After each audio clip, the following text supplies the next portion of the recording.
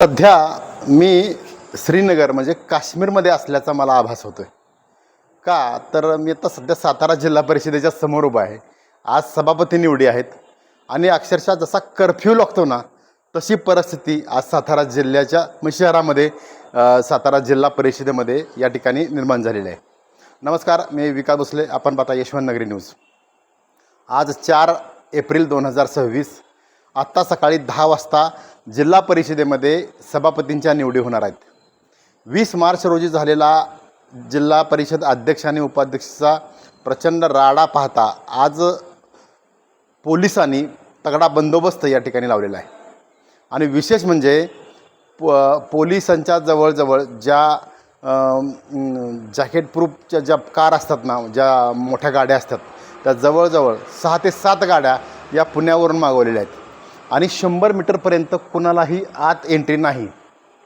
Karad S T stand ते कोरेगाव जाणारा जो रस्ता आहे म्हणजे जिल्हा परिषदेच्या समोरचा, हा पूर्णपणे बंद करण्यात आलेला आहे. खूप मोठी खबरदारी या ठिकाणी घेण्यात आलेली आहे. आणि मी मागच्या वेळीसुद्धा विश्लेषण केलेलं होतं बऱ्याच वेळा की कुठं नेऊन चालला आहे आमचा हा सातारा, अशी परिस्थितीसुद्धा सध्या निर्माण झालेली आहे.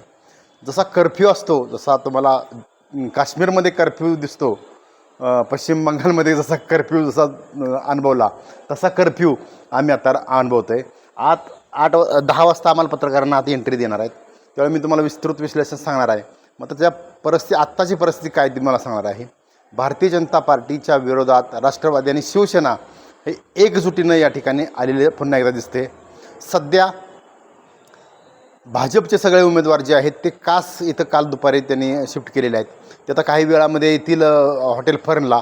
आणि हॉटेल फर्नमध्ये सध्या शिवेंद्रसिंहराजे भोसले, जयकुमार गोरे, आमदार अतुल भोसले, आमदार मनोज घोरपडे, धैर्यशील कदम यासारख्या भाजपच्या तगड्या नेत्यांची सध्या मिटिंग सुरू आहे. आणि सभापती जे 4 सभापती आहेत ते कोण होणार यावर त्यांचं सध्या चर्चा सुरू आहे. कोणी अर्ज भरायचा, कोण सूचक, कोण अनुमोदक या संदर्भाची चर्चा सुरू आहे. दुसरीकडं राष्ट्रवादी आणि शिवसेनेचे सदस्यसुद्धा वाईच्या एका हॉटेलमध्ये ठेवले असं समजते. 10 वाजता या ठिकाणी आत सोडणार आहेत.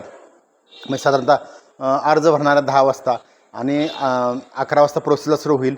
आणि अर्ज माघारी वगैरे घेणे म्हणजे 12:30 वाजता साधारणतः प्रत्यक्ष मतदानाला सुरुवात होऊ शकते.